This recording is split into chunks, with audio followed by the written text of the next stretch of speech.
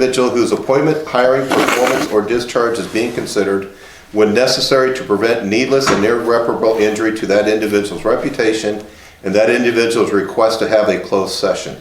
We do have a copy, we have a written statement authorizing us to go into closed session. So with that, I need a motion, a second, to go into closed session, please. So moved. Second. We have a motion, a second, to go into closed session. Roll call vote, please. Mike Thomas, Yes. Bob Thomas, Yes. Shondel, Yes. Berger, Yes. Carter, Yes. Wiskus. Yes. The Centerville School Board is now into closed session. What? And as a point to our audience, Okay. the second stream will be available when we exit closed session. So you'll need to click on the part 2 Zoom in order to see the rest of the meeting following closed session. Okay. Yeah, hopefully everybody understands that. So fortunately, we have to cut you off to go into closed session. So, wait a minute, there's a message up there. How, what? I don't know if you can see that message, Mark. I just saw it pop up on the screen. Chat. To answer that, if you click on the part 2, it will say waiting for host to start the meeting, and we'll start the meeting as soon as we're out of closed session. Thank you.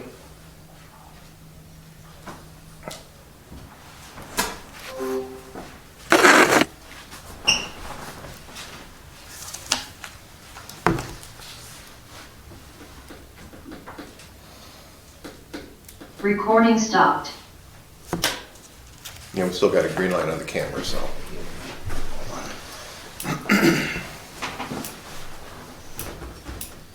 Trying to end the meeting. It's red now. Yeah. But it's not ended. Okay.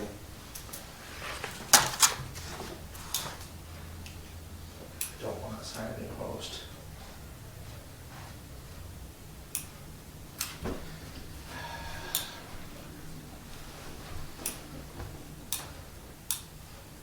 It won't end. Do you want me to call Cameron? Yes. Actually, if Mecca will answer, Cameron right now, we will answer. Oh, you are Cameron? Is that what you are? Up there. Okay.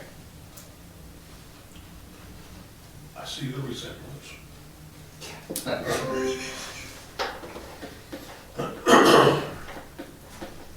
This is where I just ripped the cord out of the wall. Hey, we can't seem to stop the meeting. When we stay Here, in. I'm gonna give this to Mark just a second. Yeah, when we click on end, it says to assign a new host. No, it does not.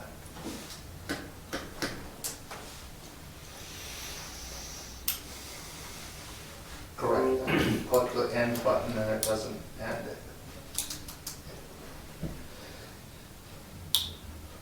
Now it did. That's where it didn't before, but right there it did, so we're good. Okay, well, I'll take it. It's like going to the car, or the car repair guy, right? All right, thanks, bye. Unfortunately, Brad, I have to kick you out. Yeah, I figured you did. Okay. I'm sorry. Thank you for your Thank you. help tonight, though.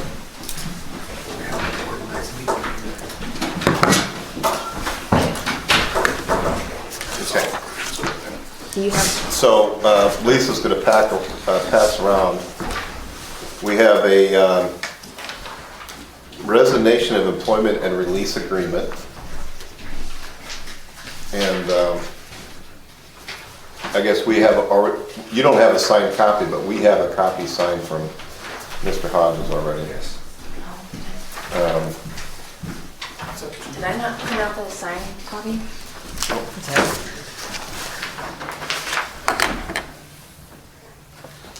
We do have a signed copy. You have a signed copy.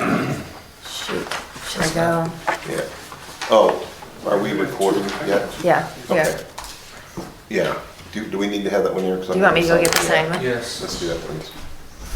Take a minute, go ahead and read this so you understand it. And then when Lisa gets back, Lisa. Mark's gonna walk us through a couple of things. I want to print the signed copy for everybody, Okay.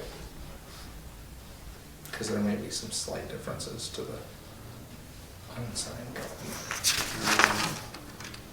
Yeah, because we need to get a different, because paragraph 11 changed. Right.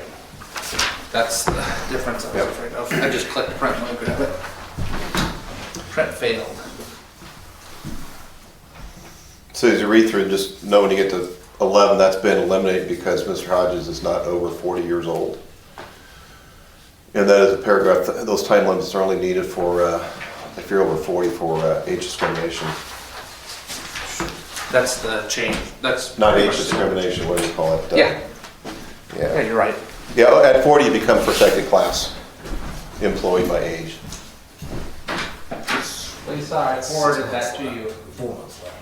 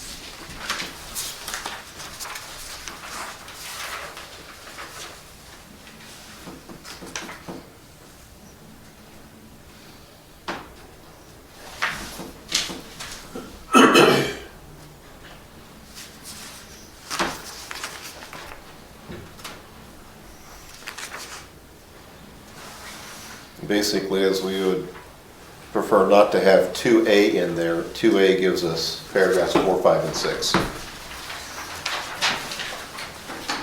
Right.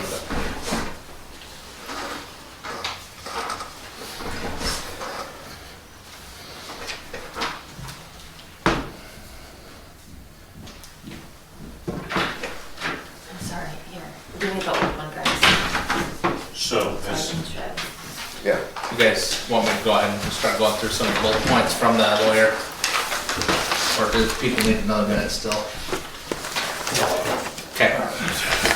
All right, so these are the items from the lawyer on this to kind of draw your attention to. So he will be officially on leave through the 13th. That's where we would officially approve his resignation. Even though it'll technically take effect now in terms of things like being able to post and start looking for a replacement, which is important for that position. Thank you. And the reason the 15 days item, which is through the end of February, is the case is because to do a termination, we would have ended up paying him through pretty much the end of March to follow all the timelines. So to get him to give up a slight amount of the money he was going to be able to get from us to go through a termination, to get this done quicker for us and in his case for him. So that's what item 2 does. It also is an item that causes item 4. As you are probably aware, there was a leak of a document that should not have in any way, shape, or form been leaked from the investigation from some party that has traveled through social media and to the media as well. So there's a desire to get this done quickly. An agreement does another important thing for us. Allowing for this agreement doesn't only save us paying some days and give us release from potential lawsuit from him for any wrongful termination that he may try to bring, but it also makes it where we don't have to bring a victim, a young teenage female victim, to sit in that chair during a hearing in front of a group of us men to be re-victimized, which could then again also happen on appeal, should we issue a ruling and he appeal, and potentially other young female witnesses to have to talk about their story. So that helps us to keep victims out of the limelight. Let me find the right one there. There will likely be some initial media coverage or social media talk, and it'll die down as the news cycle moves along, because that form got leaked to the public. Undoubtedly, we will hear some backlash from that. But this. Does everybody know what got leaked? You know, I have no idea what's going on. Okay. It was the level 2 investigation on allegations of sexual harassment, and the question was whether it was sexual abuse, but sexual harassment is what it was founded as on Ryan Hodges with a 17-year-old student. And the report talks about a couple witnesses and what they had experienced in previous years from him.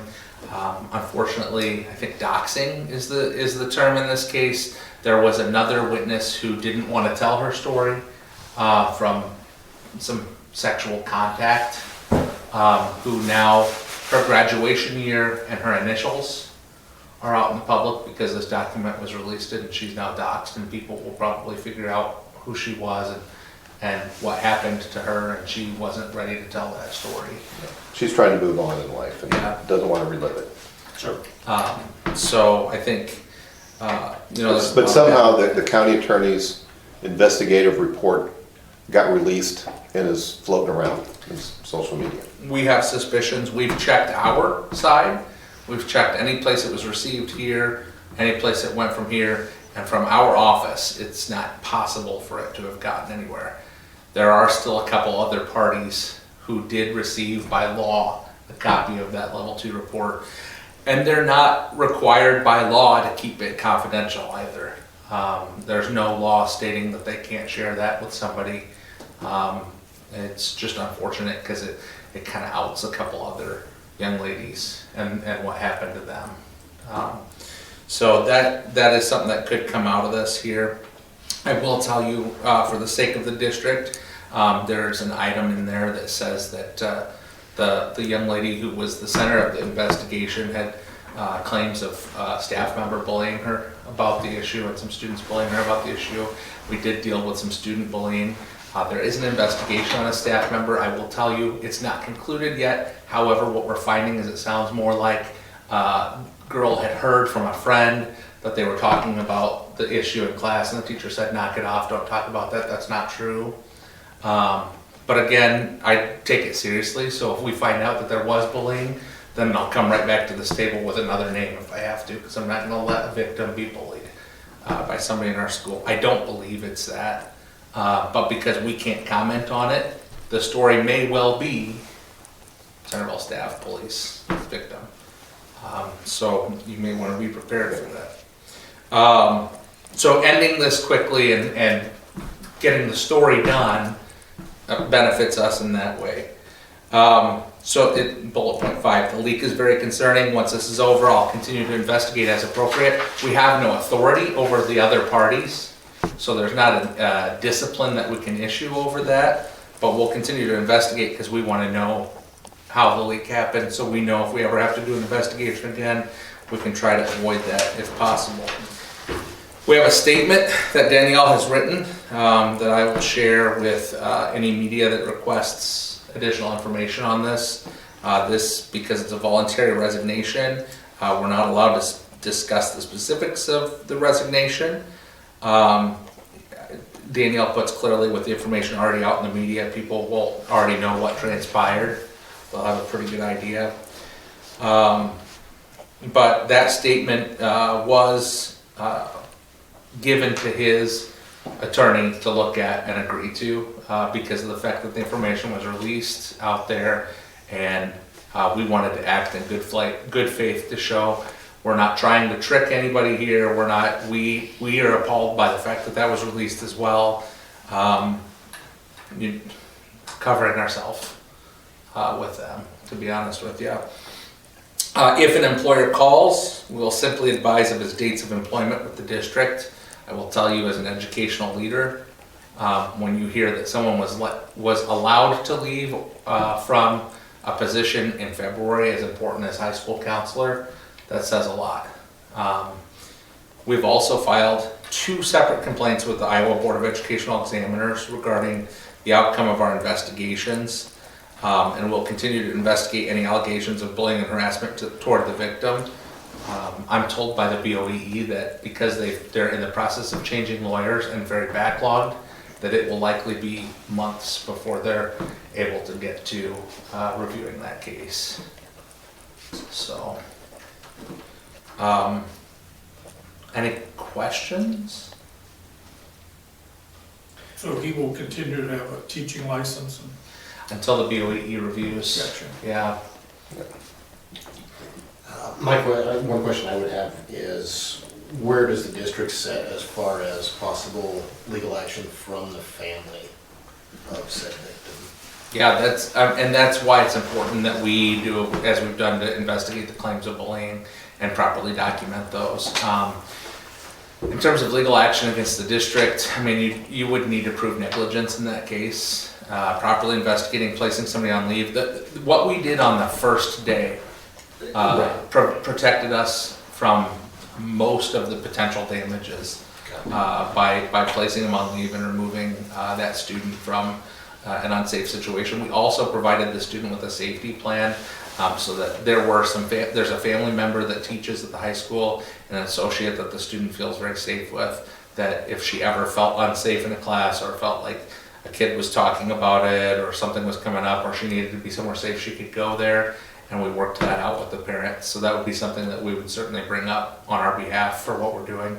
Obviously, I take it really seriously that there's a concern that a staff member may have potentially allowed talk in their classroom about this topic, either with a student there or not there. I take issue with that, and Andy Hotek is conducting that investigation because I'm the appeal level person. So I've learned a lot through this process. When we started into this, I thought, all right, what's my job? I'm going to go out there, I'm going to investigate it, I'm going to be hands-on, first line of defense.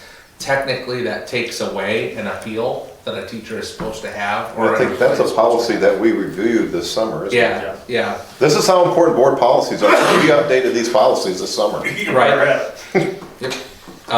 And probably some revision to our bullying and harassment policies are to come out of this. Yep. Obviously, some training for our staff is to come out of this around ethics and reporting and bullying and harassment and what we should do if we see things in classrooms. A lot of work to do coming off of this, but it's the right work to do, and I think in some cases it's work that may have been needed for a little while. Okay. What other questions you got? now who all investigated? So there was an investigation by the police department. Well, that was short-lived because it wasn't determined to be criminal activity at that point. There was no real proof to actual criminal activity. Ann Morgan works for Great Prairie AEA and also does investigations for school districts. Serves as a lot of districts level 1 investigator. In this case, we had Ann serve as our level 1 investigator because when we approved level 1 investigators this year, we approved me with my alternate being Ryan Hodges. So we thought it probably best to go outside to pull in a person for that. And actually, as we move forward, I'm really thinking I'll probably recommend that we name Andy Hotek as our level 1 investigator next year with an alternate of another Is assistant. that action that we need to take up and just do since Hodges? Well, with him resigning, we might need to actually. That's a good point. But really, I probably shouldn't be level 1 at any point. But that's something, you live in, you'll learn. I took an investigations class. I think you guys probably saw that a couple weeks in a row on my agenda. And I took that this year, and that's something that Ann Morgan happened to be the teacher of that class, and she said, and if your district has your superintendent as your level 1 investigator, you need to get that changed right away. About a week before this came out. So. Okay, now there's an investigation by the county attorney, you're saying? Yep, that's so, when level 1 was concluded. Okay, let's make sure that doesn't go green on us there. We're good.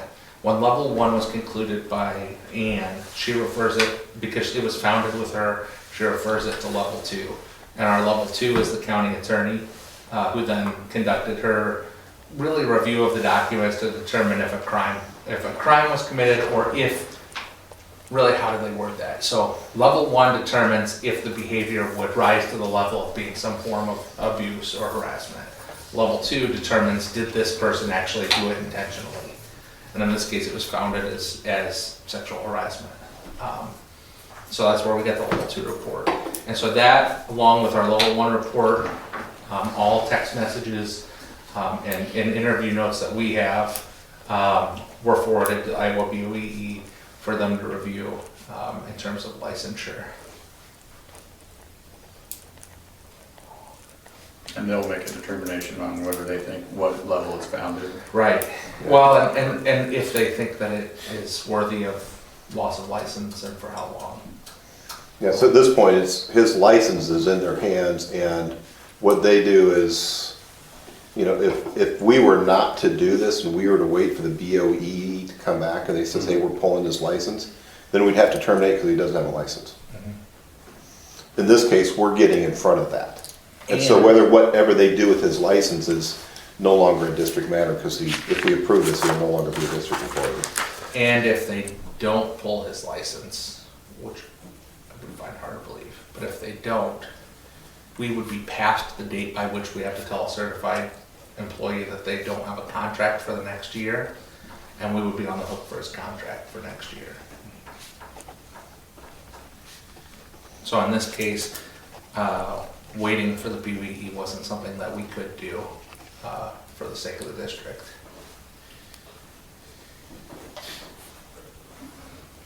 A concern that I kind of have, when I wait, Maybe. Just want to make sure. Not having Cameron, I don't trust this thing. I think we gotta hit the start date. Okay, yeah, we're good. Sorry. okay, I'm gonna stay by it. concern that I have is that he has 2 children in the district, Yeah. and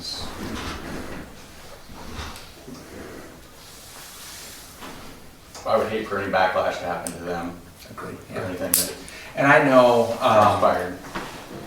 through this, I mean, they're both, I think, Lakeview. Well, at least one's at Lakeview, and I think things have been pretty good. You know, they're little still, so not a lot of their friends know about this. I would be really concerned if they were junior high or high school age. I really would worry about that. And I know Terry is aware to watch out for the kiddos, make sure they're all right. And as this being a voluntary thing, any events that they have or anything, you can walk right in, we might hear And something. even if it weren't voluntary, our power on that one is kind of limited in the case where somebody has guardianship of a student. So like if you wanted to go to a concert for his kids or something, our power's pretty limited in that area. But it could be frowned upon by people in the community, we could hear about it. Oh, I would guarantee we would, yeah. Unfortunately, the law doesn't give us a lot of power on that one. I think there needs to be an important terminology brought up here. Because Mr. Hodges voluntarily offered his resignation. And again, you guys have been great about not talking to media, and I haven't been asked by anybody, but you've been trying to remain impartial and biased, and I appreciate all the efforts on that. We will not be using the term resigned in lieu of termination. So that has a very specific, in the eyes of Iowa law, that has a very specific connotation to it. And so, because this came prior to the commencement of termination proceedings, if media would contact us and ask for his employment status, it would be voluntarily resigned. Now, if we were sitting in a closed session looking to terminate him, and he says, I resign, that would be a resignation in lieu of termination, because at that point, we would have started termination proceedings. Because the district has not done that, this is just a straight voluntary resignation, and part of the expectation of the agreement is that the term resigned in lieu of termination will not be used. Right. So please don't slip up and use that term. He just resigned. Yeah. So if somebody says, did he resign because he was going to get terminated? Don't say yes. You just say it's a voluntary resignation, because that's legally the terminology that we're working under. Thank you, I'm glad you brought that up. Yeah. Because I That is not the good. greatest with Sure. words. Yep. I had two people contact me today and basically tell me he's taking the easy way out. You take it for what it is. So, and I will tell you, for your conscience, because this was a hard one, this is a tough pill for me to swallow in some ways too. This allows a 17-year-old girl Yeah. to not have to sit in front of us and then again in front of a judge and talk about it. Because in his defense, for those of you who were in a previous termination closed session, if you remember what the employee's attorney was going through and saying to basically defend his client, could you imagine what an attorney was going to do to a 17-year-old girl who's already been victimized? And so, yeah, this I can is, tell you after my discussions with the investigator, it was not going to be pretty what he planned to say about that young lady and her relationship. so a lot of this is we're protecting a teenager. Seriously. Yeah. Now, what I will say about Mr. Taylor's handling this, I've had remain unbiased too. My supervision of Mark through this process has been basically through Danielle, because I have a duty to become unbiased too. Early on, I saw a couple of texts just to say, yep, Mark, you're on the right track. My supervision of Mark has been through what's going on in the timeline, where are we at, what is the process? It was all, what is the process are we going through to do this? Okay, so this has started, okay, so now we have this, what are we doing? It's all been processed, it's not been any evidence at all. So I've been kind of closed out of all the evidence that you guys have had. And my, I guess supervision has come through the discussions with the district's attorney saying, are we on track, are we doing the right things? And all along she has assured us that we're handling this the right way. This would be a super clean process if it weren't for whatever leaks that level 2 report at the end there. Yeah. And that's the part that kind of sticks in my mind as something that I want to know what we can do to prevent that in the future. Yeah. Okay. Not because I want to hide something or cover anything up, just because it's not clean in our process. So I would assume that that report will probably actually hit the news media at some point after this. Yes, Probably. yeah. Because I haven't seen it across any of my, I mean, I saw Emily's on, so I would guess that. And so when this is over, we'll turn these back into Lisa. And as I understand it, that, because we just want to make sure that nobody walks out with this, right? Right. So we're all clean. But this could be released under Freedom of Information Act I request. think there may be some debate on that now. Is there? So- Okay. So. We would only, if our attorney said to release it, would we release Yeah. it? And just so you know, like, because of the sensitive legal nature on this one, if there's a request for any comment that comes to me, I'm actually having Danielle craft that comment to send out. Because we just want to make sure that we're completely in the clear. As you pointed out too, there's not just potential for suit from a perpetrator, in this case, potentially from a victim as well, so. Making sure that we also protect the district. Any other questions?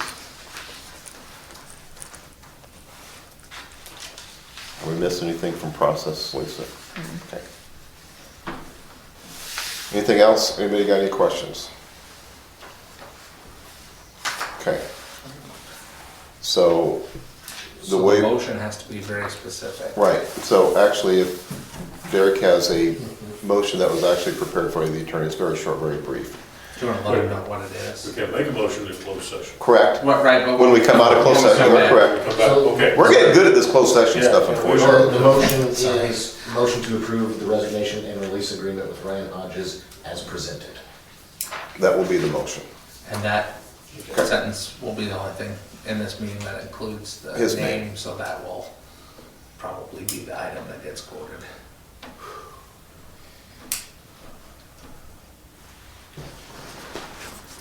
Consensus to come out of closed session?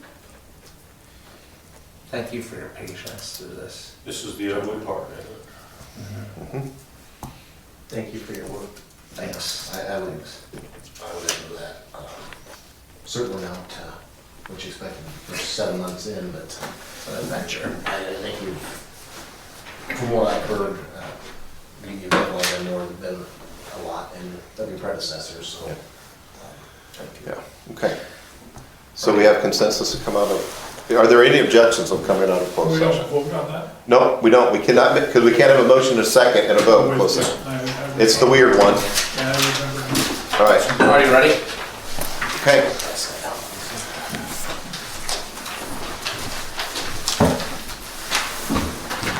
All right, here goes.